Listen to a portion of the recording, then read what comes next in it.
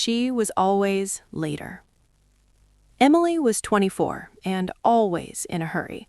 Her phone buzzed constantly, messages from friends, work notifications, social media alerts. Life felt fast, important, and full. There was always something happening, somewhere to be, someone waiting. Someone except her grandmother.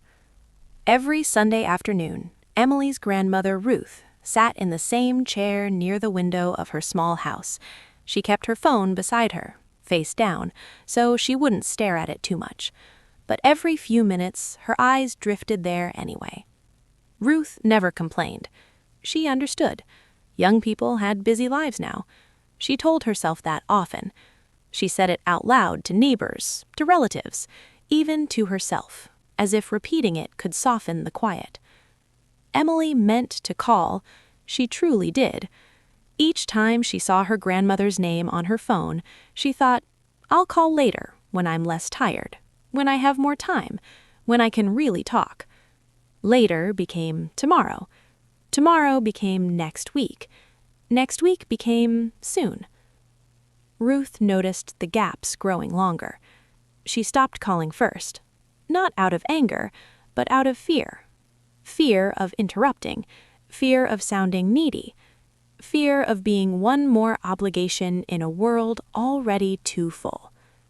This is something many elders feel, but rarely say. They don't want to be a burden, even to the people they love most. One evening, Ruth baked Emily's favorite cookies. She wrapped a few and placed them by the door, just in case. She sat by the window longer than usual that night, watching cars pass, hoping one might slow down. None did.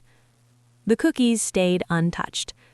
Emily, meanwhile, posted photos with friends, laughed through dinner, and fell asleep scrolling. Her grandmother crossed her mind briefly, a soft, distant thought, before sleep took over. The next morning, Emily woke to missed calls.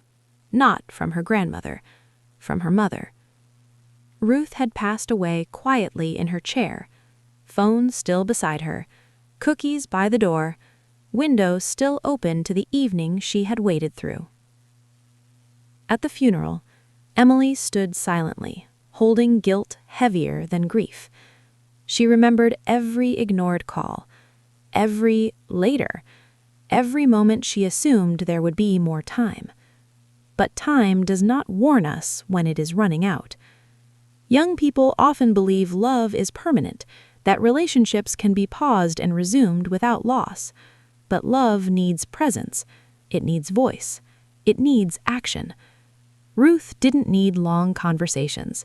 She didn't need visits every day. She just needed to feel remembered.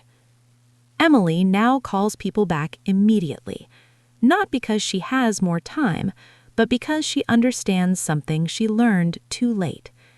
One day, the phone will stop ringing, and later will no longer be an option. Part 2. The things she never said. After the funeral, Emily returned to her apartment and sat alone in the quiet. The noise of her life had paused. No laughter, no notifications, no plans. Just silence. The kind of silence her grandmother had lived with for years. Emily opened her phone. Ruth's last message was still there. "I hope you're doing okay, my dear." That was it. No complaints, no guilt, no reminder of how long it had been. Just care. Gentle, unconditional, patient. Emily realized something painful then. Her grandmother had been protecting her, even from the truth. Young people often think elders are strong because they don't ask, but sometimes they don't ask because they've learned their asking doesn't change anything. Emily sat on the floor and cried, replaying moments she could never return to. The calls she silenced, the visits she postponed, the love she delayed, without realizing delay could be denial. At Ruth's house, Emily found a small notebook on the side table. Inside were dates and short notes. Emily's first job. Emily sounded tired today. Emily said she'd call back. There were no angry words, no disappointment written down, only remembrance.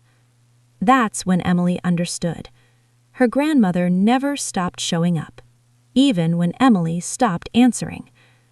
The house felt colder after that, not because Ruth was gone, but because Emily finally felt what Ruth had been carrying quietly. Part 3. When regret becomes a teacher.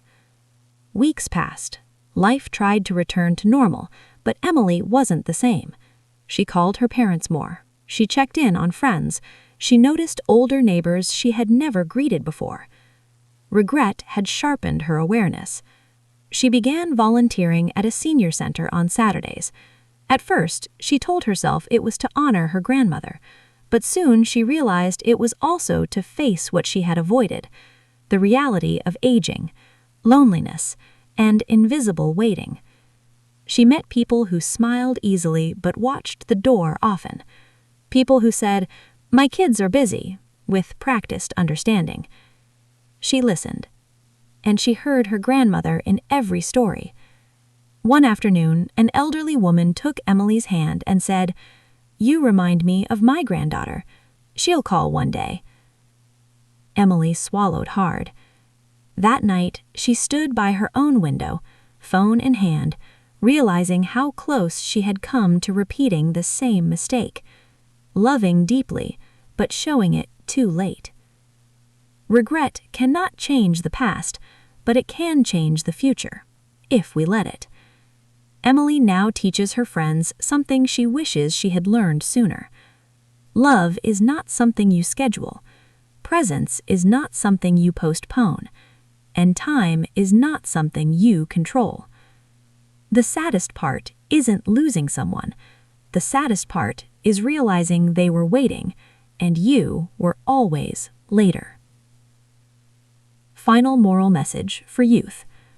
Don't wait for loss to create awareness. Don't confuse busyness with importance. Elders don't need perfection, they need presence. If someone crosses your mind, it's for a reason. Call them today.